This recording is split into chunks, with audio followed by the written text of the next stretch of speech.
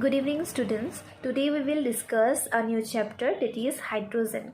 So I have choose to list out the important things here so that it becomes easier for you to grasp the thing, and already this chapter is very easy.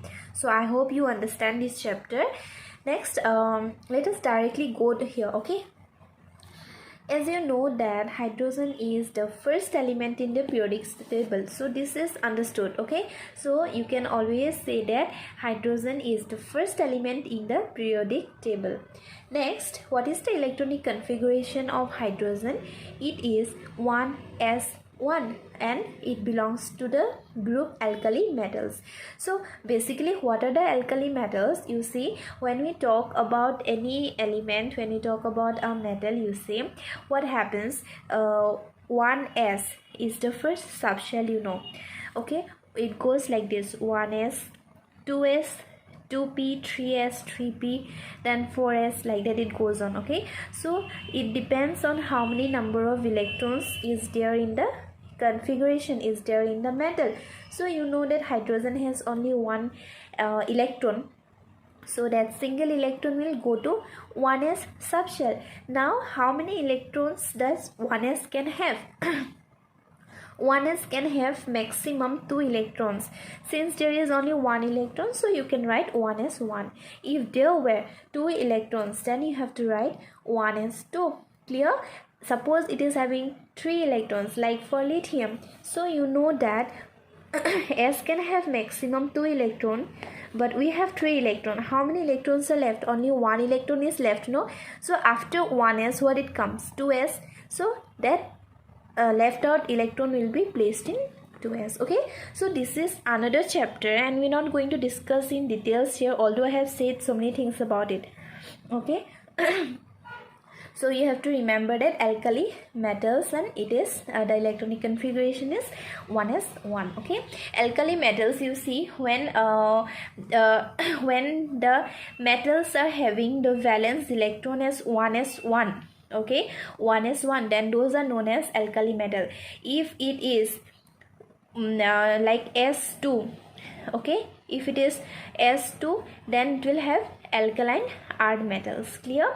So s1 means what? Alkali metals, okay? Then s2 is alkaline earth metals. Clear? So in a broader way, you can see that it belongs to the s element, okay? Next, you see here hydrogen is designated as single H, hydrogen. Next, when we talk about the gas molecules, or like in hydrogen gas, if we say, then we can write H2, okay? Gas means a complete, like a set of molecules, so you cannot designate a single atom. You have to take at least more than one hydrogen, and this is one hydrogen molecule. Next, isotopes of hydrogen. First, we have to know what is the meaning of isotopes. Isotopes are those forms of one element, forms of types of single element where the atomic number is same but there are different mass number, okay? So here, if we see, we'll go to the names later. So if you see, observe here, this hydrogen is having only one atomic number, one atomic number. This is having one atomic number, this is also having one atomic number, okay? Atomic number is 1. So you can see that these are the isotopes of hydrogen, but again you have to remember that they are having different mass number. So here 1, here 2, and here 3. So they are having different mass number. Any element, when we talk about atomic number and mass number, A, X, B, suppose A is the mass number and B is the atomic number and X is the particular element. So you know that in nature some of the hydrogen atoms will have atomic number 1 and mass number, it varies, like it can have 1, it can have 2, it can have 3. So in that case, we say these are the isotopes of hydrogen. These are hydrogen, but these are different physical forms of hydrogen. So the first hydrogen where the mass number is 1, although the atomic number is same, so the difference is in the mass number. When the mass number of hydrogen is 1, it is called protium. If it is 2, it is called deuterium. If it is 3, it is called tritium. So this is important topic possible to come in the examination. Okay, so what are the isotopes of hydrogen? Then you have to write the names: protium, deuterium and tritium. Clear? So next one is your hydrides. Hydrides means basically when a hydrogen atom is able to form a bonding or a reaction with any other element from the periodic table. So these are the hydrides. So hydrides means hydrogen compounds. Okay, one hydrogen can be attached with another element, so that is hydrides.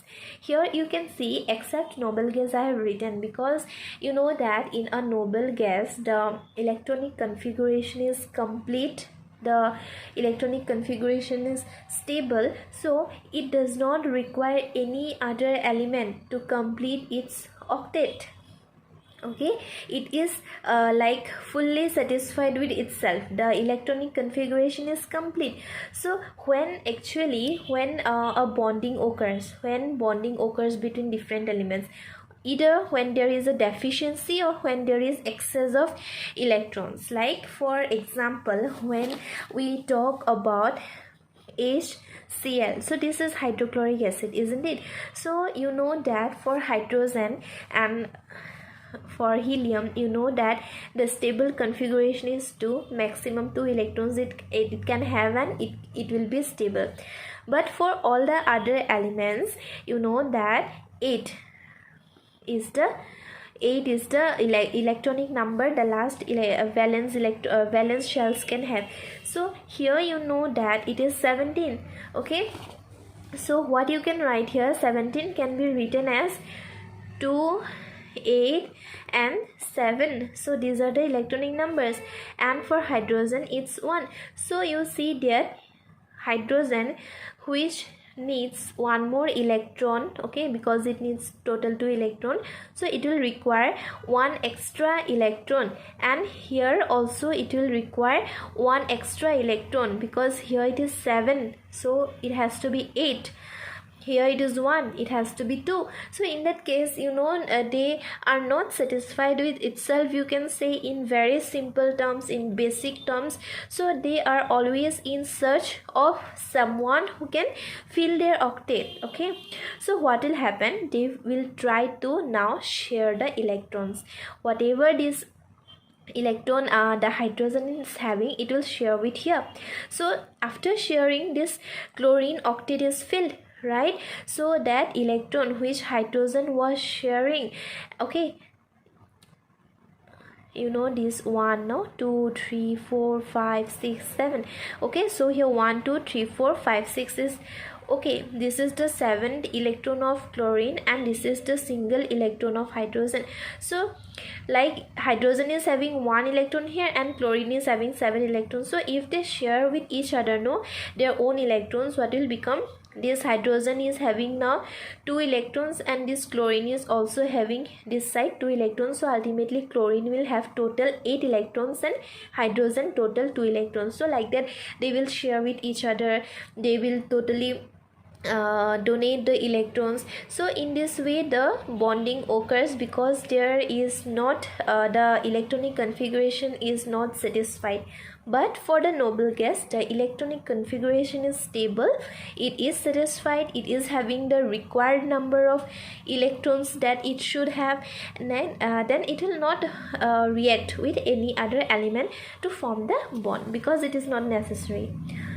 Next, there are types of hydrides like ionic hydride, covalent hydride, metallic hydride, depending on the bonding of hydrogen with other elements. To which elements the hydrogen is binding, that determines what type of hydrides you are getting. Okay, so whenever hydrogen is reacting with the S block element, so now here you also you have to remember one point, that S block, P block, then D and F block. What are these? Actually, when the last electron enters the S block, no, then you can say that these are the S block elements. When the valence electron or the last electron enters the P subshell, then it is called a P block element. So this thing you have studied, I hope, in the classification. Okay, so now you see here the first one is your ionic or saline hydrides. Okay, so these are ionic compounds. Next example, let us see. So lithium, which is an S block element, as you know, it has 3 electrons. Then beryllium 4, sodium 11. So all these, if you try to draw the write the electronic configuration, you know this always, the electrons always end with S block. S means S subshell. So these are the S block elements, and since hydrogen are forming the bonding with this S block elements, so these are the ionic or the saline hydrides. Okay, next is the covalent or the molecular hydrides. Whenever hydrogen will form bond with the P block element, then it will form the covalent or the molecular hydride. Example, CH4, NH3. So this N is having the electron, the last electron or the valence electron in the P block, okay, in the P subshell. So these are the examples of the covalent hydrides. Next is the metallic or the non-stoichiometric hydrides. So it will form, the hydrogen will form bond with the D and the F block elements. And example are lanthanum, hydrogen 2.87. So these are nothing, don't get confused, it is the fraction. Like here you are getting whole numbers, no, here it will be fraction. Then next, this is titanium hydride. Okay, so here the next important and like most important part is this one is a hydride and next is a isotopes. Okay, so hydrides, they will the question may be like this: what are the types of hydrides and give examples. So one example will be enough, but you have to remember the name along with the correct example. So let us repeat once more here: ionic or saline hydrides. Okay, so this lithium, beryllium, sodium, this belongs to the S block elements. Next, covalent or the molecular hydrides. Carbon, nitrogen and oxygen belongs to the P block elements. So this forms the covalent or the molecular hydrides. Third one is your metallic or non-stoichiometric hydrides, in which lanthanum and titanium, this belongs to the D and the F block elements. So it's important that you remember the example along with the name. And we will continue the next portion in the next class. Thank you.